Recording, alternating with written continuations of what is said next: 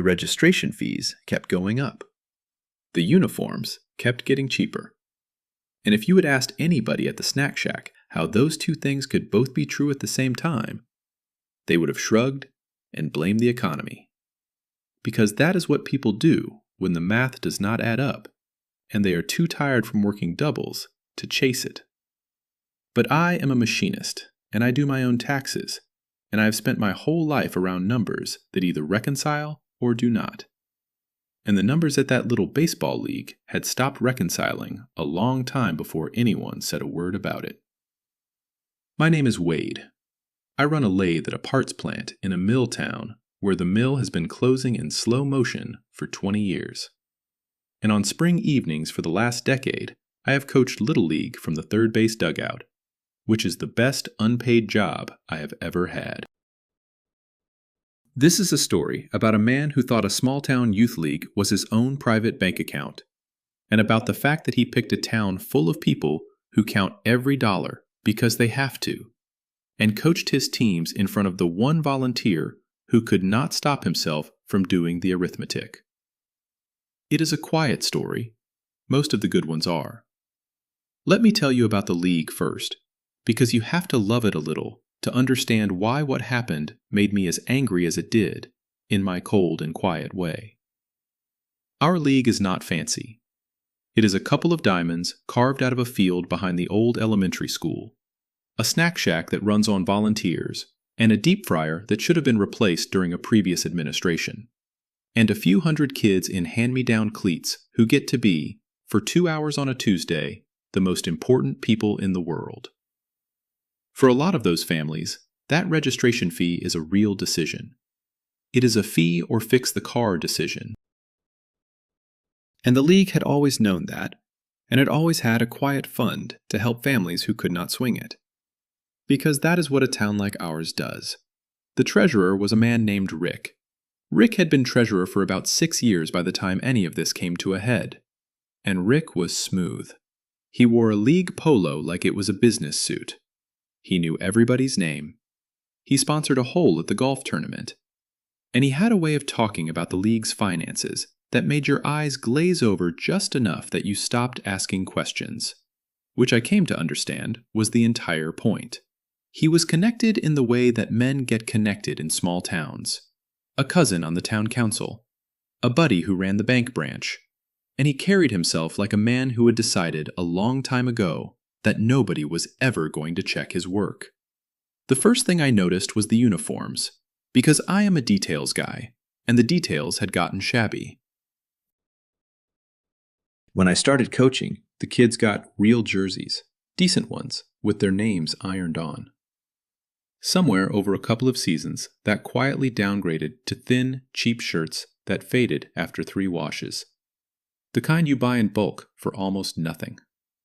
Meanwhile, the fee to register a kid had climbed, and climbed again, from a number that was already a stretch for some families to a number that was, frankly, hard to justify for 2 hand-me-down diamonds and a fryer held together with hope. More money in, less on the field. In my world, when more raw material goes in and less product comes out, you do not blame the economy. You go looking for where it is going. But I did not go looking. Not at first, because I told myself it was not my business, and because Rick was smooth, and because I was tired. That is the thing these guys count on, the tiredness. It took something uglier to move me, and it came at the start of a season, when 3 kids I had watched grow up in that league did not show up for tryouts. I asked around, quietly, the way you do, and the answer I got made my jaw tighten. They had not quit. They had been cut. Not for their play. They had been cut from the rosters after their families had been told, one-on-one, in that smooth, confidential way, that spots were tight this year, and that a little extra donation on top of the fee would really help secure a place. Their families could not pay the extra, so their kids did not play. And one of those kids was a boy named Sammy. a scrappy, sweet, not especially talented 10-year-old whose dad worked the same floor I did before he got hurt and went on disability.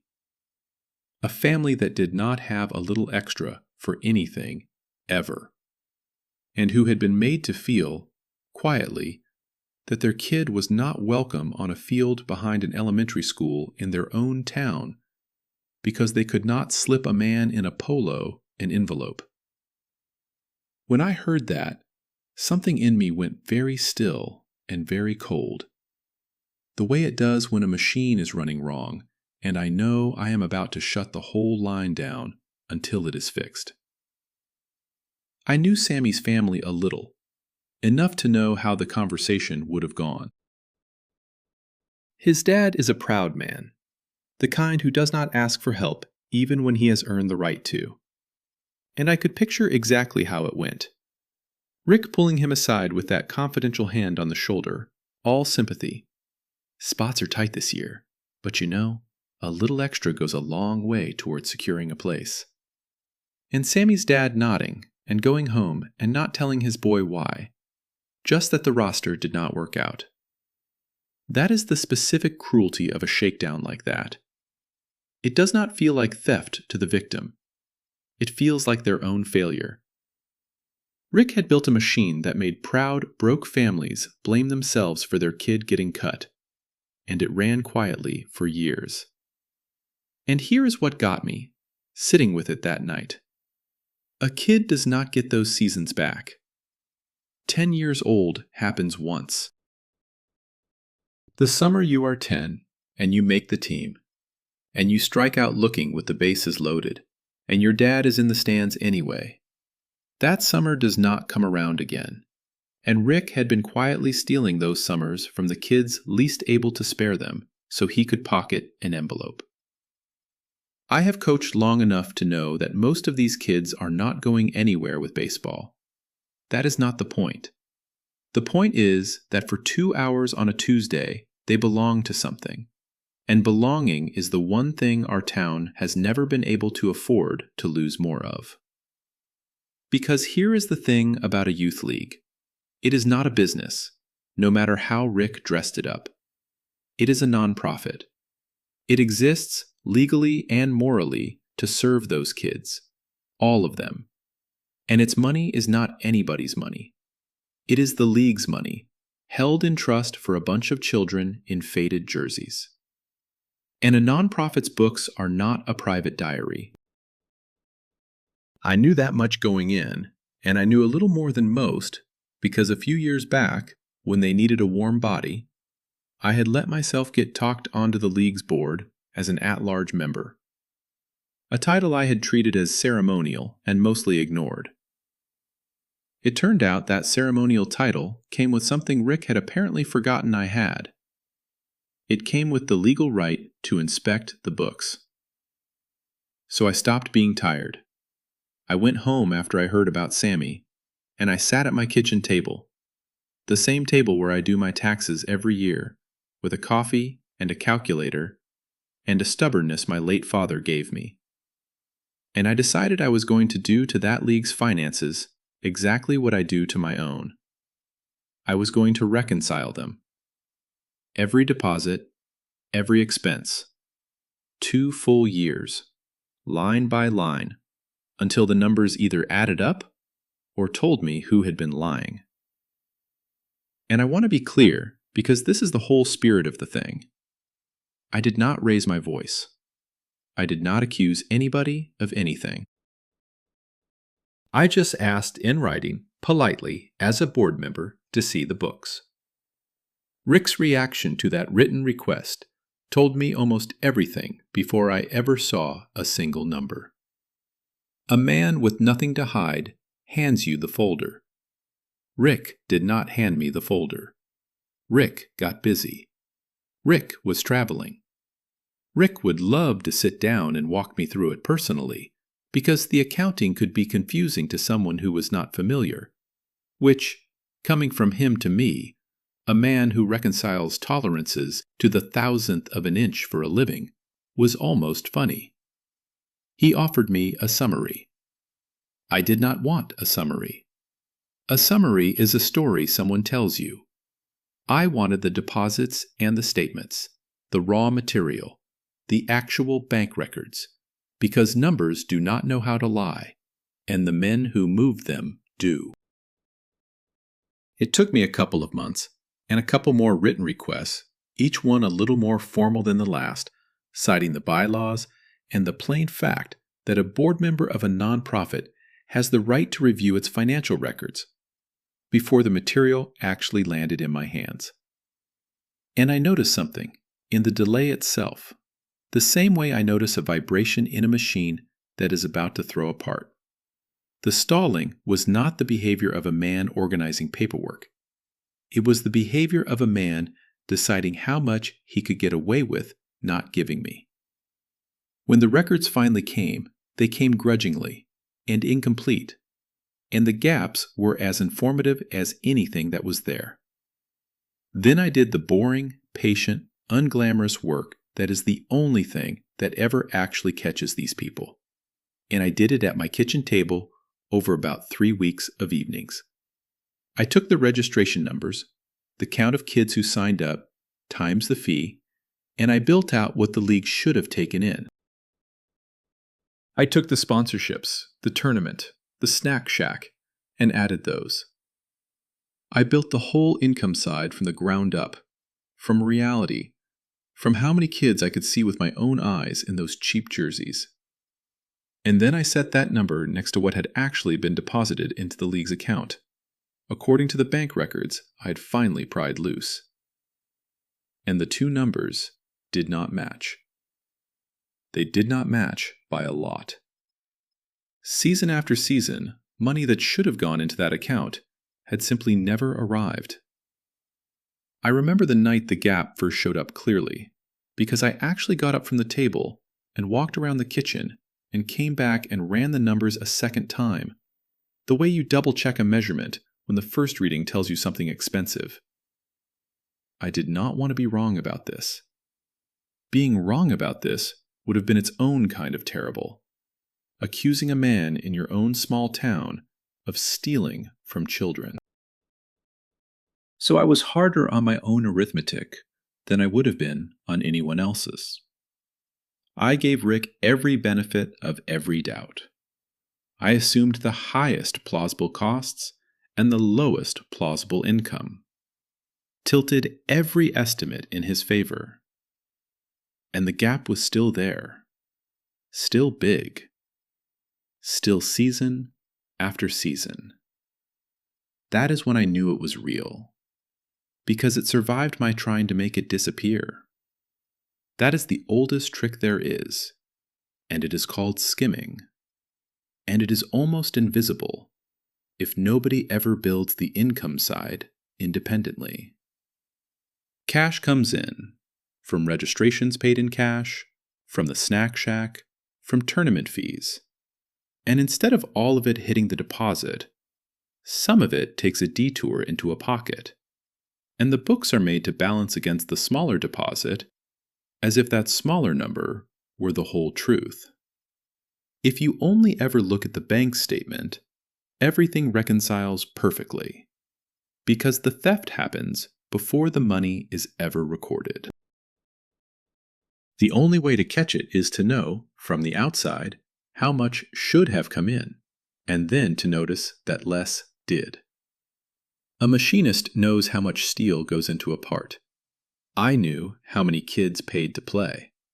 And the extra donations, the ones the cut kids' families could not afford, those were the ugliest part, because those had never been about the league at all. There was no budget shortfall that required them.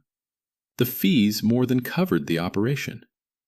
The extra was pure extraction, a private toll Rick had invented, collected quietly, family by family, from people too embarrassed and too proud to compare notes, and pocketed.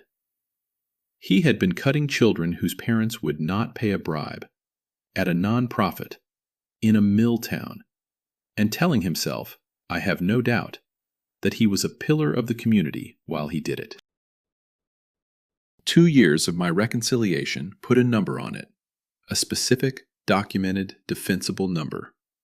And it was not small. And every dollar of it had been taken from kids in faded shirts. Now, I want to tell you what I did not do, because the not doing is the part I am actually proud of. I did not confront Rick in the parking lot. I did not post about it in the town group, where it would have become a shouting match of rumor and denial that a smooth man like Rick would have survived by muddying the water. I did not go to the local paper. I have watched too many righteous people lose because they got loud before they got proof and gave the guilty party the gift of looking like the victim of a witch hunt.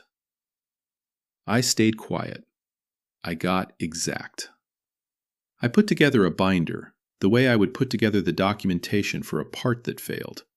And the binder did not contain my opinion. It contained the arithmetic. Then I took it to the board, the whole board, at a regular meeting, on the agenda, in the open, with Rick sitting right there. And I did not perform.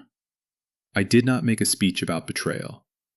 I just walked them through the numbers, page by page, calm and slow, the way I would explain a tolerance stack-up to a new hire. Here is what the league took in on paper. Here is what it should have taken in based on registrations. Here is the gap. Here it is again the next year. Here are the extra donations solicited from these families, and here is where in the deposits that money does not appear. I did not once say the word steal. I did not have to. Numbers, laid in a row, say it for you, and they say it in a voice no smooth man can talk over. The room got very quiet. Rick tried, of course. He tried the confusion angle, the misunderstanding angle, the "you are not an accountant" angle.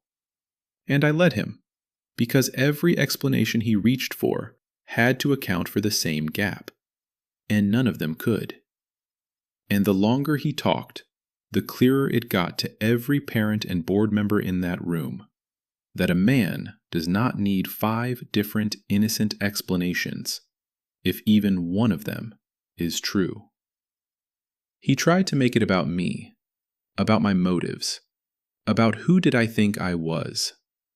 I told him, evenly, that I was the equipment guy who noticed the jerseys got cheap, and a board member exercising his plain right to read the books, and that if the numbers were wrong, I would be glad to be shown how, and please take all the time he needed. He could not show me. There was nothing to show. The board voted that night to bring in an outside accountant to conduct a real, independent audit, which is exactly what should happen and exactly what a guilty man least wants. Because my binder was the map, and a forensic audit was the search warrant. Rick resigned as treasurer before the audit was finished, which surprised no one and proved nothing legally, but told everyone in town everything they needed to know. And the audit, when it came back, confirmed what my kitchen table evenings had found, in the sober, certified language that a district attorney can actually use. Thousands of dollars over the 2 years examined, unaccounted for, gone. What happened after that was out of my hands, and I was glad of it, because I never wanted to be the man swinging the hammer. I only ever wanted to be the man who turned on the light. The audit went to the authorities. Embezzling from a nonprofit, stealing from a children's charity, is not a gray area, and it is not a small thing in the eyes of the law. And the case did not have to rely on my amateur binder, because a professional audit and the bank records stood on their own. Rick was charged, and faced with the audit, rather than let a courtroom full of parents hear 2 years of it read aloud, he took a plea, and the court ordered him to pay every dollar of it back as restitution, monitored, dollar by dollar, and it put a permanent mark on the smooth reputation he had spent decades polishing. I did not feel triumphant. I want to be honest about that, because I think people expect the coach to feel like he won. I mostly felt tired and a little sad, because a man had chosen to steal from kids in a town that had plenty of real problems already. And no amount of restitution gives back the seasons Sammy and the other two missed, standing on the wrong side of a fence. What I felt, more than anything, was that a light had been turned on in a room that had been dark for years, and that it was going to stay on now, and that was worth the 3 weeks at the kitchen table, and every awkward moment in that meeting. Here is what happened next, and it is the part that matters more than anything that happened to Rick. The board asked me to step in and help clean things up, and one thing led to another, and I ended up as league president, which was never my plan, and which my wife still finds hilarious. And the first thing I did, before anything else, was find Sammy and the other 2 kids who had been cut and get them back on a roster. No fee, no envelope, no conversation about it. Just, hey, tryouts are Saturday. Bring your glove. Sammy's dad tried to shake my hand and could not quite get the words out, and I told him there was nothing to say. That his kid played in this league because his kid was a kid in this town, and that was the only qualification there had ever really been supposed to be. We rebuilt the whole thing on daylight, real books, reviewed every season by more than one set of eyes, posted for any parent who wants to see them. Because the cure for what Rick did is not a better lock. It is a glass wall. I set it up so that no single person, me included, ever again controls the money alone. Because I have learned that the point is not to find trustworthy people.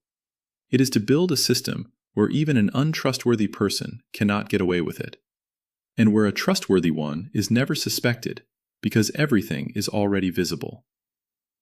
2 signatures on everything. Deposits counted by 2 volunteers. Statements any parent can pull up. It is a little more work. It is worth every minute. We brought back the assistance fund, out in the open this time, so that no family ever again has to be quietly told their kid is not welcome. We made it something a family requests without shame, or that a coach can quietly flag, and the money is right there in the posted budget for anyone to see, which is the opposite of the confidential envelope Rick ran.